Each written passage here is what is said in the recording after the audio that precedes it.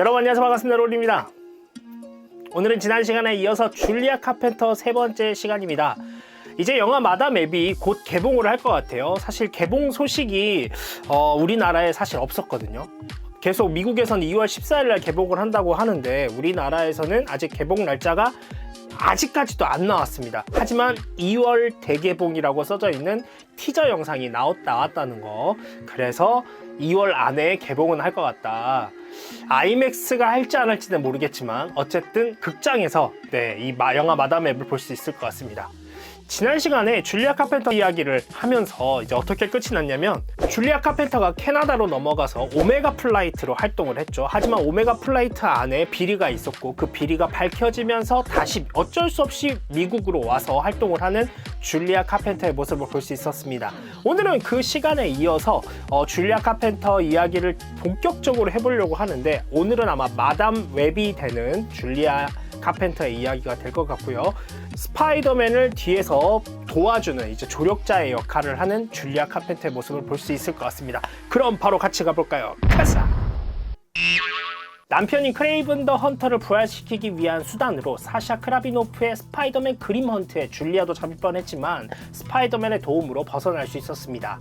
세 번째 스파이더 우먼이었던 매티 프랭클린이 희생되었지만 크레이븐 더 헌터가 부활하지 않았고, 그래서 줄리아는 아라냐와 함께 크라비노프 가족에게 다음 희생양으로 사로잡혔죠. 스파이더맨이 그들의 계획을 중단시키려 했을 때 크라비노프 가문의 가장 중요한 포로였던 마담 웹은 큰 치명상을 입게 됩니다. 마담 웹은 마지막 순간에 그녀의 텔레파시, 예지 능력과 같은 가지고 있던 모든 힘을 줄리아에게 옮겼죠. 그로 인해 줄리아는 시각장애인이 되었고요. 새로운 마담 웹으로 활동하게 됩니다. 줄리아가 마담 웹이 되고 제일 먼저 한 행동은 스파이더맨이 크레이븐을 죽이지 못하게 막는 것이었습니다. 피터에게 크레이븐을 죽이게 되면 이 살인이 아무리 정당하더라도 그를 무자비한 파괴자로 만들 것이라고 충고하며 말린 것이었죠. 케인과 마담 웹을 공동묘지에 묻은 후 줄리아는 순간이동을 하기 전에 스파이더맨과 아라냐에게 자신의 새로운 목적을 이야기합니다. 그리고 줄리아는 아라크네 코스튬을 아라냐에게 주었고, 아라냐는 스파이더걸로 활동하게 되죠. 맨해튼의 사람들이 거미 능력을 갖게 되었을 때 줄리아는 샹치와 함께 이 위기를 관찰하고 있었습니다. 그리고 스파이더맨에게 도움을 주기 위해 샹치를 계속 막았지만 뉴 어벤져스 퓨처 파운데이션이 사건의 해결을 위해 나타났고 샹치 또한 나설 수 있게 허락을 해주죠. 후에 안티베놈이 거미 능력의 영향을 받은 사람들을 치료하기 위해 노력하는 것을 보게 되고, 그녀는 스파이더 아일랜드의 문제를 해결하기 위해 베놈과 안티베놈 둘 다 필요하다는 점을 알게 됩니다. 스파이더 아일랜드의 마지막 전투에서 줄리아는 다시 돌아온 케인이 피터와 달리 기꺼이 희생할 사람이라는 것을 깨달았고, 따라서 그를 스파이더 퀸을 죽일 수 있는 마지막 희망으로 여겼습니다. 스파이더 아일랜드 사건 이후 줄리아는 도시 전체를 파괴할 수 있는 재앙을 막기 위한 시간과의 싸움을 하는 동안 스파이더맨을 돕게 되죠. 그녀는 그에게 어떤 누구의 도움 없이 혼자서 이 일을 해결해야 한다고 경고를 합니다. 모든 사건이 해결된 후 줄리아는 고생한 피터를 격려하며 축하했습니다. 닥터 옥토퍼스가 피터 파커와 마음을 바꿔 스파이더맨이 되기 전 줄리아는 스파이더맨의 죽음을 예고하게 되면서 힘의 가부화가 걸렸고, 그리고 나서 단 1초 동안 미래의 모든 지점을 보게 된 후 혼수 상태에 빠져버립니다. 다행히도 그녀는 쓰러지기 직전에 이 일을 미리 예견해 구급차를 불러 병원으로 이송이 되었죠. 그렇게 줄리아는 1년 이상 혼수 상태에 빠졌습니다. 그 사이 스파이더 아미가 인헤리터스를 물리치고 닥터 옥토퍼스가 생명과 운명의 거미줄을 손상을 시키죠. 인헤리터스가 누구냐면 에제키엘 심지 때 나왔던 몰룬과 같이 차원을 넘어 스파이더 토템의 질서를 유지하려는 자들을 말합니다. 그러자 줄리아는 생명과 운명의 거미줄과의 연결이 끊어졌다는 것을 느끼며 코마 상태에서 깨어나죠. 얼마 후 줄리아는 전 남자친구였던 슈라우드에게 쫓기게 되는데, 슈라우드는 그녀를 찾기 위해 알카드라즈 섬에 거대한 감시 시스템을 설치하기까지 했습니다. 슈라우드는 덴버로 가는 중간 경유지 공항에서 줄리아를 가로채죠. 데어데블이 슈라우드를 막는 데 성공을 했지만 이어진 난투극에서 킹핀이 보낸 신복들에게 줄리아는 납치당하고 맙니다. 다시 데어데블이 줄리아를 구한 후 줄리아는 데어데블이 슈라우드를 잡기 위한 덫을 놓는 것을 도와주죠. 줄리아는 그와 재회하는 것을 기뻐하는 척하며 맥스를 만나 키스를 나눴습니다. 하지만 줄리아는 슈라우드를 기절시키기 위해 그녀의 입술에 신경안정제를 넣은 상태였고, 슈라우드는 당국에 의해 체포될 수 있었습니다. 오늘 줄리아 카펜터 세 번째 시간이었습니다.